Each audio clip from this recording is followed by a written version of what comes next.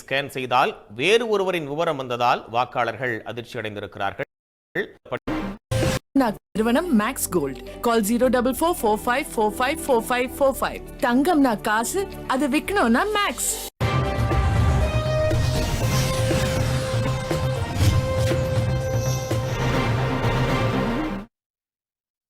நாகையில் SIR பணிகளின் போது அதிகாரிகள் அளித்த படிவத்தை ஸ்கேன் செய்தால் வேறு ஒருவரின் விவரம் வந்ததால் வாக்காளர்கள் அதிர்ச்சி அடைந்திருக்கிறார்கள்.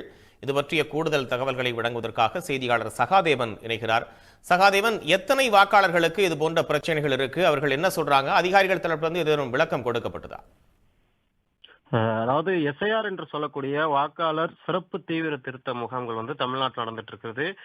பல்வேறு கட்சிகள் இதற்கு எதிர்ப்பு தெரிவித்தாலும் மாவட்ட நிர்வாகத்தின் சார்பாகவும் தேர்தல் ஆணையத்தின் சார்பாகவும் பல்வேறு பகுதிகளில் இதற்குண்டான பணிகள் நடக்குது. நாகப்பட்டினம் மாவட்டத்தில் குறிப்பாக நாகூர் உள்ளிட்ட பல்வேறு பகுதிகளில் பள்ளிகளில் முகாம் அமைக்கப்பட்டு இந்த வாக்காளர் திருத்தமானது செய்யப்படுகிறது.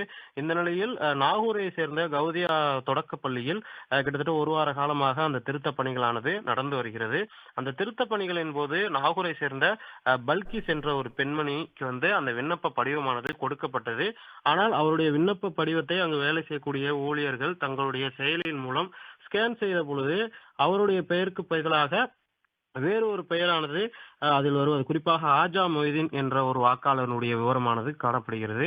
குறிப்பாக கணவர் மனைவி இருவராக இருந்தாலும் அவரவர்களுக்கு தனித்தனியே விண்ணப்பமானது கொடுக்கப்பட்டாலும் அவருடைய கணவர் பெயரானது இவருடைய அந்த விண்ணப்ப படிவத்தை ஸ்கேன் செய்யும் பொழுது அவருடைய விவரம் வருவதால் அங்கு இருக்கக்கூடிய மற்ற விண்ணப்பத்தை கொடுக்க வந்தவர்கள் அங்கு வேலை செய்யக்கூடிய BLOக்களிடம் வாக்குவாதத்தில் ஈடுபட்டார்கள். அது மட்டும் இல்லாமல் வாக்காளர்களிடம் விண்ணப்பத்தை பெறுகின்றவர்கள் கையோடு அதனை பூர்த்தி செய்து வாக்காளர் திருத்தத்தை செய்து அவர்களுடைய வாக்கை உறுதி செய்யாமல் வீட்டிற்கு எடுத்து சென்று சில ஊழியர்கள் செயல்படுவதாகவும் உடனடியாக தங்கள் பணியை முடிக்காமல் இருப்பதால் எங்களுக்கு நம்பகத்தன்மை ஏற்படவில்லை எனவும் நீண்ட நேரம் காத்திருக்க வேண்டியதென போன்ற பல்வேறு குற்றச்சாட்டுகளை இங்கு கூடியிருக்கிறவர்கள் முன்வைக்கிறார்கள்.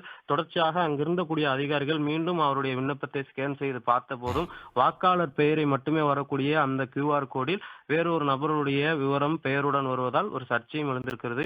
இருந்த போதிலும் மற்ற விண்ணப்பங்கள் அனைத்தும் சரியாக இருப்பதாகவும் இது போன்ற டெக்னிக்கல் இஷ்யூ ஏற்படுவதை மாவட்ட நிர்வாகத்தின் சொல்லி சரி செய்யும் முயற்சியில் ஈடுபடுவதாகவும் இருக்கக்கூடிய அதிகாரிகள் தெரிவித்திருக்கிறார்கள். தகவல்களை தந்தமைக்காக நன்றி சகாதேவன்.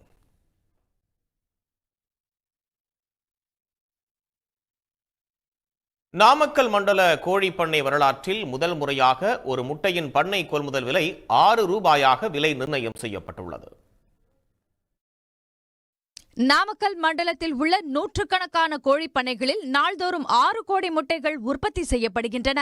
இவை தமிழக அரசின் சத்துணவு திட்டத்திற்கு விநியோகம் செய்யப்படுவதுடன் வெளி மாநிலங்கள்